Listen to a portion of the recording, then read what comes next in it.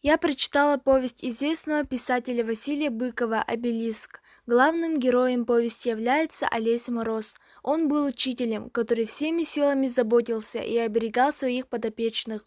Он провожал их до дома в темное время суток и даже купил ботинки сестрам-близняшкам. Поселил у себя ученика, который оказывается Миклашевичем. Потом началась война. Через некоторое время белорусскую деревню захватили немцы. В это же время Мороз не переставал учить детей и активно помогал партизанам. Ученики школы решили подпилить опору моста, по которому ехали полицаи и фашисты. Диверсия удалась. К сожалению, всех ребят схватили. Фашисты и полицаи думали, что это учитель Мороз подговорил детей на такое дело, и предположили обменять учеников на Мороза. Мороз добровольно пошел к фашистам. Он знал, что ребят не отпустят и его тоже казнят, но он хотел быть вместе со своими учениками.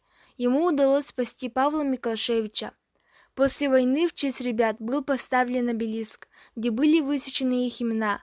Имя Олеся Мороза не написали, потому что жители считали его человеком, сдавшимся в плен фашистам. Они не знали истинную причину его действий. В повести писатель заставляет нас задуматься над смыслом героизма и подвига, помогает вникнуть в нравственные истоки героического поступка. Нужно каждому из нас читать такие вот истории о войне.